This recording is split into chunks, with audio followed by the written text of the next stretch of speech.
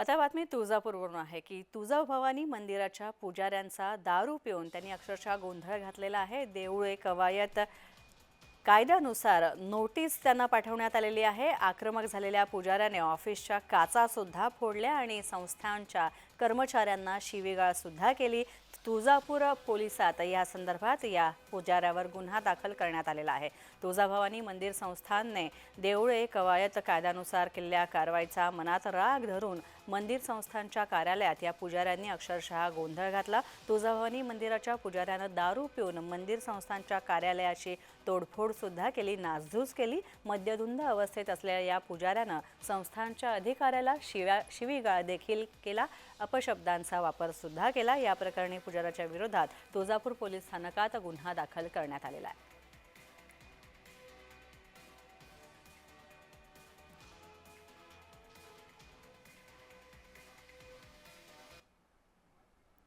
तर या संदर्भात अधिक माहिती जाणून घेऊयात। थेट जाऊयात आमचे प्रतिनिधी उदय साबळे आमचे प्रतिनिधी आमच्या सोबत आहेत तुळजापूरवरून। उदय, नक्की हा काय प्रकार आहे आणि या पुजाऱ्याविषयी काय माहिती मिळते? किती वर्षांपासून हे पुजारी जे आहेत हे या मंदिरात कामाला आहेत?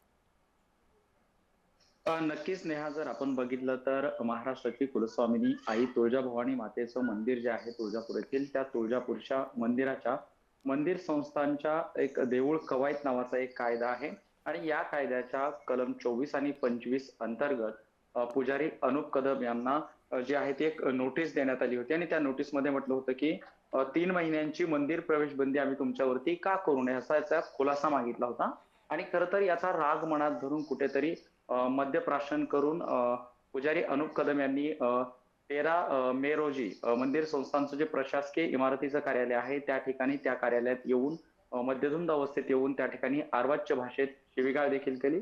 मंदिर संस्थांच्या अधिकाऱ्यांना शिवीगाळ केली।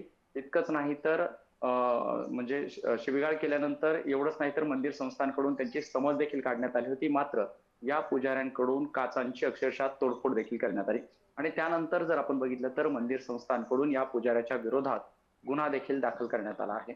खरं तर जर आपण बघितलं तर ही जी घटना आहे ती अतिशय दुर्दैवी घटना म्हणावी लागेल, कारण तुळजापूरच्या पुजाऱ्याचं जे हे मद्यप्राशन करूनचं वर्तन आहे त्यामुळं एकच एक खळबळ उडालेली आपल्याला तुळजापूरमध्ये पाहायला मिळते नेहा। नक्कीच, पण मुळात या पुजाऱ्यांवर ही कारवाई जी मंदिर संस्थांना केली होती त्यामागचं मूळ कारण काय आहे?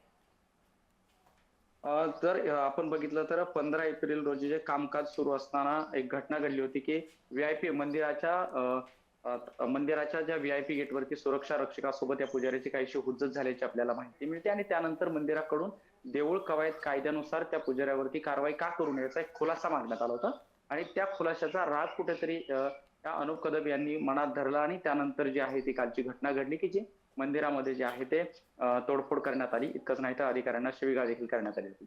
नेहा, आणि धन्यवाद याच्या उदय या विरोधात सगळ्या तुळजापूर अगदी अगदी धन्यवाद या सगळ्या माहितीबद्दल उदय।